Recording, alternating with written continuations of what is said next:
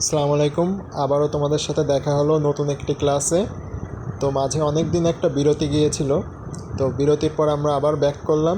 আজকে থেকে আমরা আবার নিয়মিত ক্লাস আপলোড করা শুরু করব, তো সবাই সাথে থাকবে আশা করি। আজকে আমরা যে টপিক নিয়ে আলোচনা করব সেটা হচ্ছে ইউনিট 4 লেসন 6। তো তোমরা দেখতে পাচ্ছ এই অধ্যায় বা এই লেসনে আমরা দ্য হোম মেকার অর্থাৎ আমাদের আশেপাশে যারা কর্মরত আছে তাদের নিয়ে এই অধ্যায়ে আলোচনা করা হয়েছে। তো চলো কথা না বাড়িয়ে শুরু করা যাক আজকের ভিডিওটি। আশা করি তোমরা আমাদের সাথেই আছো। তো চলো, দেখো এই গল্পটা কিন্তু ছোট কিন্তু বেশ ইম্পর্টেন্ট, ঠিক আছে? তো তোমরা আশা করি এই আমি যখন পড়িয়ে দেব তারপরে তোমরা নিজেরা পড়ে নিবে এবং মডেল থেকে কোশ্চেন সলভ করার চেষ্টা করবে। আমি আবারও রিপিট করছি, এই গল্পটা যদিও ছোট কিন্তু ইম্পর্টেন্সের দিক থেকে অনেক এগিয়ে, পরীক্ষায় আসার মতো একটি টেক্সট। তো চলো শুরু করা যাক। আমি যদি মার্কারটা চুজ করে নিই এখান থেকে, আচ্ছা দাঁড়াও, একটু মার্কারটা চুজ করে নিলাম যাতে তোমাদের দেখতে সমস্যা না হয়।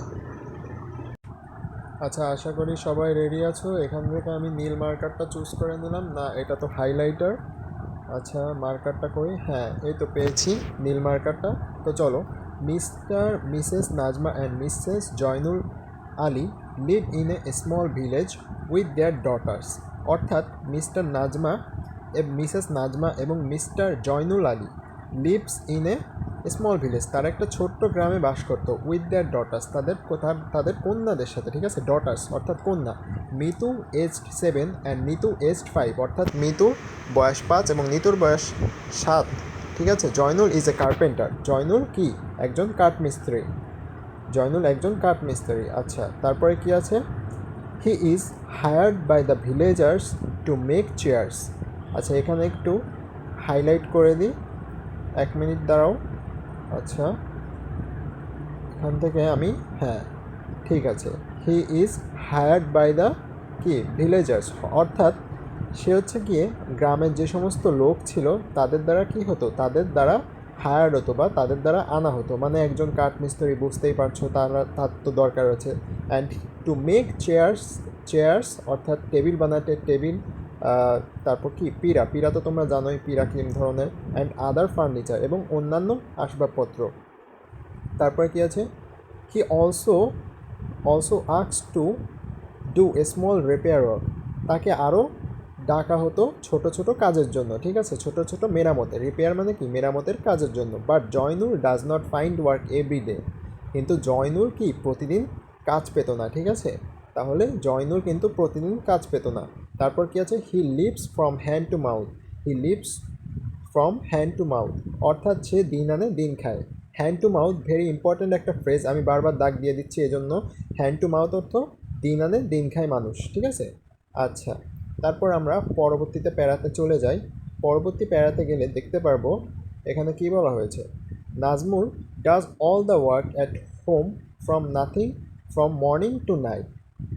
হাইলাইট করে দিই, Nazmul does all the work at home from morning to night rain and shine, অর্থাৎ নাজমা সমস্ত কাজ করত সকাল থেকে রাত অবধি। রেইন অর শাইন এটা একটা ইম্পর্ট্যান্ট ফ্রেজ, অর্থাৎ রোদ কিংবা বৃষ্টি সবসময় কী করতো, সে কাজ করে যেত অনবরত। Sometimes she sits with Mitu and Nitu, কিছু সময় সে মিতু এবং নিতুর সাথে কী করতো, বসতো।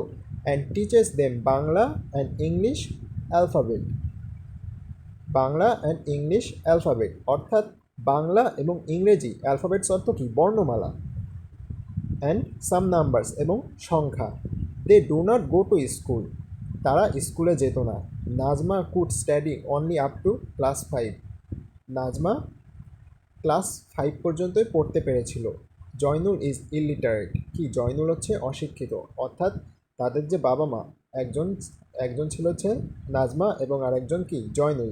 জয়নুল অশিক্ষিত ছিল, ঠিক আছে? মানে সে পড়াশোনা জানতো না, কিন্তু নাজমা ক্লাস 5 পর্যন্তই পড়তো।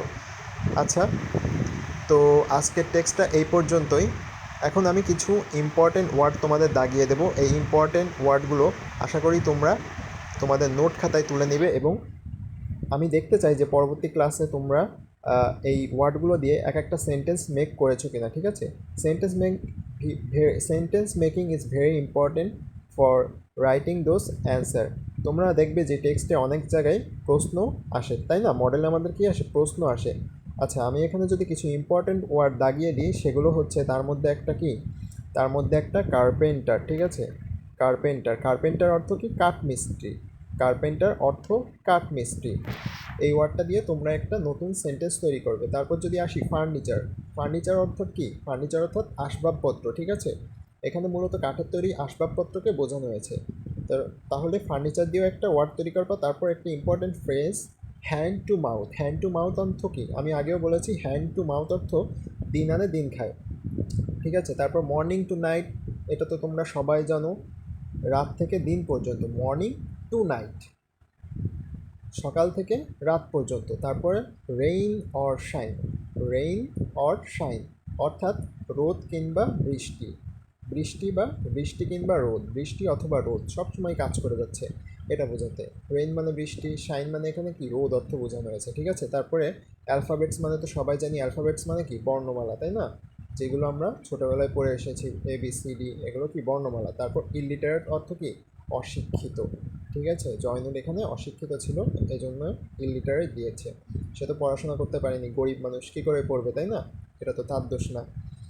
আমাদের বেশিরভাগ বাবা মা এবং দাদা দাই কিন্তু অতিরিক্ত শিক্ষিত ছিল না, এটা খুবই স্বাভাবিক। যাই হোক, বাড়তি কথা না বলি।